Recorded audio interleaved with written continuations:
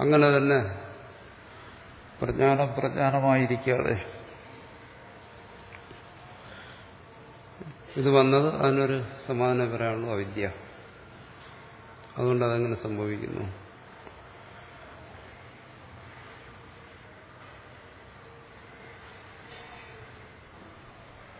ഇവിടെ നിന്നും പറഞ്ഞല്ലോ എന്താണ് സഹജമായ ജ്ഞാനം.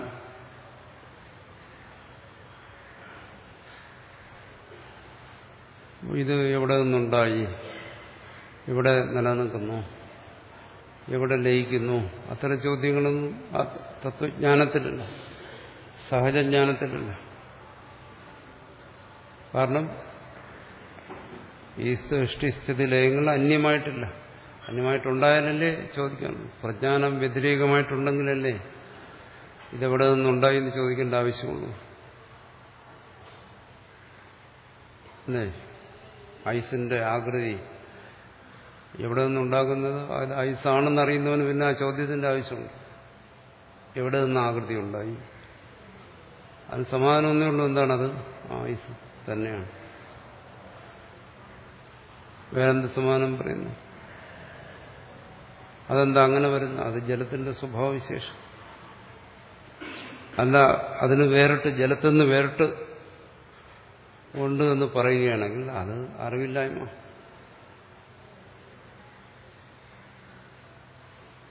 അങ്ങനെ പറയുക, അത് അറിവില്ലായ്മയാണ്, നിന്റെ അറിവില്ലായ്മയാണ്, നീ കാണുന്ന നിന്റെ അറിവില്ലായ്മയാണ്. അത് ഐസ് തന്നെയാണ്, അത് ജലം തന്നെയാണ്. ഐസ് എന്ന് പറയുന്നത് ജലം തന്നെയാണ്. അവിടെ ഈ രൂപമില്ലല്ലോ, ഇല്ല.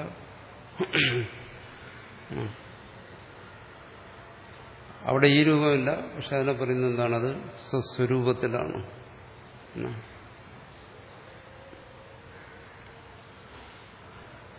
സ്വരൂപം എന്ന് പറയുന്നത് ഈ കൃത്രിമമായ രൂപം എന്ന് പറയുന്നത് രണ്ട് രീതിയിലാണ്. ചിലർക്ക് അങ്ങനെ ഒരു തെറ്റിദ്ധാരണയുണ്ട്. എന്താണോ ഇതെല്ലാം എപ്പോഴും ഈ രൂപത്തോടു കൂടിയേ ഇരിക്കത്തുള്ളൂ എന്ന് ധരിക്കുന്നു. അങ്ങനെയുണ്ട്. ചിലർക്ക് അങ്ങനെ പ്രസംഗിക്കാറുണ്ട്. സ്വർണത്തിനൊരു വിശേഷതയുണ്ട്. എന്താണ്? അതിനെപ്പോഴും ഒരു രൂപം കാണുമല്ലോ. ഒന്നുകിലത് ആഭരണമായിരിക്കും, അല്ലെങ്കിൽ അത് സ്വർണമായിരിക്കും. സ്വർണം എന്ന് പറയുമ്പോഴും അതിന് രൂപമുണ്ട്. അത് പരന്നിരിക്കും, അല്ലെങ്കിൽ ഉരുണ്ടിരിക്കും. ആഭരണമായിരിക്കുമ്പോഴും രൂപമുണ്ട്. അതുകൊണ്ട് ഈ സത്ത് ഏതെങ്കിലും നാമരൂപത്തോടുകൂടിയേ ഇരിക്കൂ എന്നൊരു ധാരണയുണ്ട്. അത് ഈ ദൃഷ്ടാന്തത്തെ വെച്ച് ചിന്തിക്കുന്നതുകൊണ്ടാണ്. ദൃഷ്ടാന്തത്തിൽ നിന്ന് എന്താണ് ആവശ്യമുള്ള അതേ എടുക്കാവും, ആവശ്യമില്ലാത്ത എടുക്കരുത്.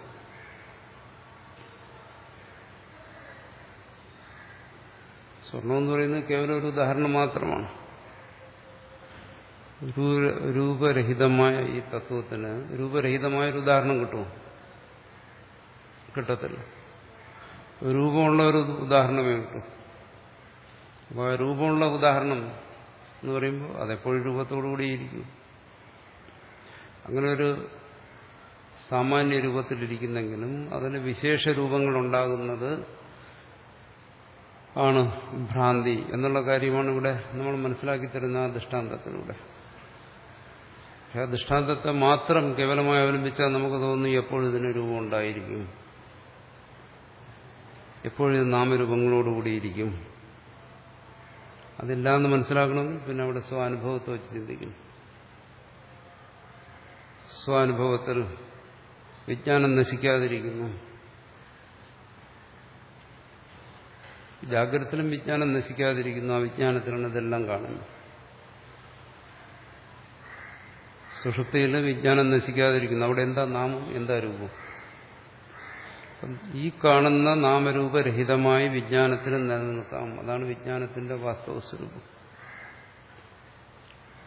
നിലനിൽക്കാമെന്നുള്ളതല്ല, എപ്പോഴും അത് നാമരൂപരഹിതമായി തന്നെ നിലനിൽക്കുന്നു.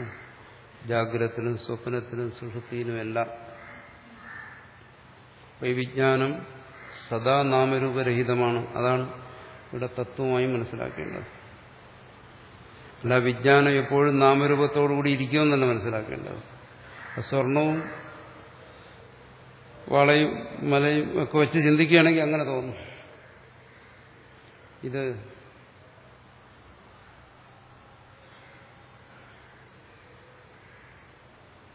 ഇത് ചില അദ്വൈതം ഇങ്ങനെ അദ്വൈതത്തിൽ നൂറുകണക്കിന് പുസ്തകം എഴുതിയ ചില ആൾക്കാർ ഇത് പറയുന്നുണ്ട്, തത്വം മനസ്സിലാക്കാതെ. അതിനാണ് പുസ്തകജ്ഞാനം എന്ന് പറയുന്നത്. പുസ്തകം എഴുതാൻ വേണ്ടി മാത്രമുള്ള ജ്ഞാനം.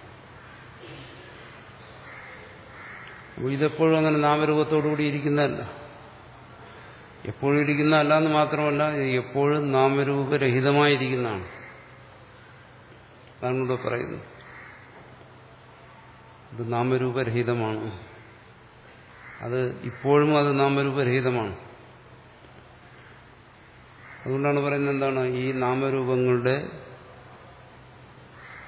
വാസ്തവം എന്ന് പറയുന്നത് നാമരൂപരഹിതമായ സ്വരൂപമാണ്. അതാണ് പറഞ്ഞ് നമ്മൾ മനസ്സിലാക്കാൻ ശ്രമിക്കുന്നത്. തരംഗങ്ങളുടെ വാസ്തവം ജലമാണ്, ആഭരണങ്ങളുടെ വാസ്തവം സ്വർണമാണ്. അത് നാമരൂപം എന്നല്ല പറയുന്നത്.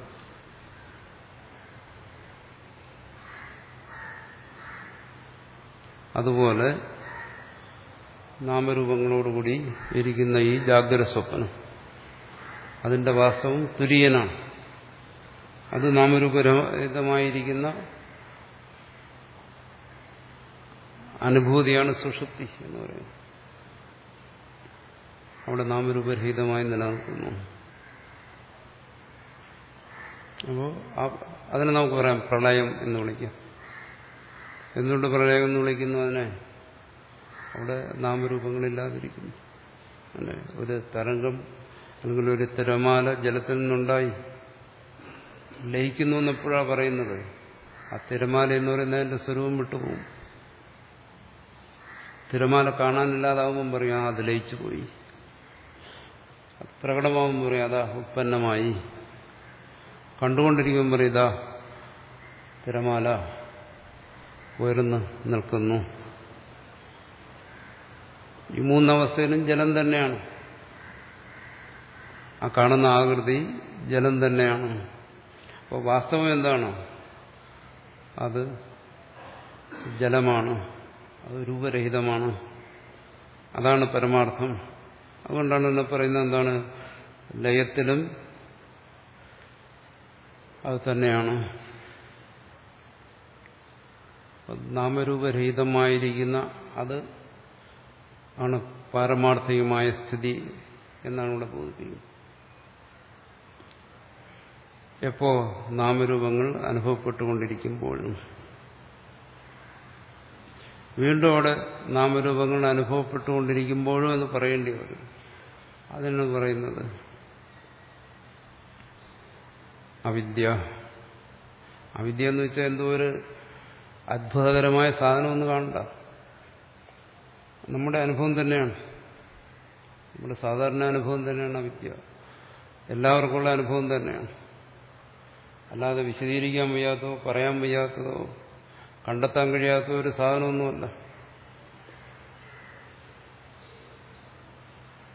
ജലത്തിൽ തരംഗത്തെ കാണുമ്പോൾ അവിടെ പുതുതായ ഒരു സാധനം ഉണ്ടെന്ന് നമ്മൾ കരുതുന്നു. നമ്മുടെ അനുഭവമാണ്. അവിദ്യ നമ്മുടെ അനുഭവമാണ്. അതിലെന്താ രഹസ്യമുള്ളത്? സ്വർണത്തെ കാണുമ്പോൾ പുതിയൊരു സാധനമാണെന്ന് തോന്നുന്നു. അതിന് പ്രത്യേകം വില കൽപ്പിക്കുന്നു. ആഭരണത്തെ കാണും. ഇത് സ്വാനുഭവമാണ്, എല്ലാവർക്കുമുള്ള അനുഭവമാണ്. എന്തോ പുതുതായി അവിടെ ഒരു സാധനം ഉണ്ടായി. എന്താ അവിടെ പുതുതായിട്ടുണ്ടായത്? സ്വർണ്ണമല്ല, പക്ഷെ ഉണ്ടായെന്ന് തോന്നുന്നു. ഇത് സ്വാനുഭവമാണ്. അവിദ്യ എന്ന് പറയുന്നത് സ്വന്തം അനുഭവമാണ്. ഇത് രഹസ്യമായ കാര്യം വല്ലതുമാണ്, പിടികിട്ടാത്ത കാര്യം വല്ലതുമാണ്. ചിന്തിക്കാത്തവന് അത് പിടികിട്ടത്തില്ല. ചിന്തിക്കുന്നവന് മനസ്സിലാകും എന്താണ് ഇത്, എനിക്കും പറ്റിയൊരു അനുഭവമാണല്ലോ, എനിക്കും പറ്റിയൊരു ഭ്രമമാണല്ലോ. ഓരോ അനുഭവത്തിനും വ്യക്തമായിക്കൊണ്ടിരിക്കുന്ന കാര്യമാണ് അവിദ്യ. അവിദ്യയെന്നോ അജ്ഞാനമെന്നോ എന്ത് പറഞ്ഞാൽ.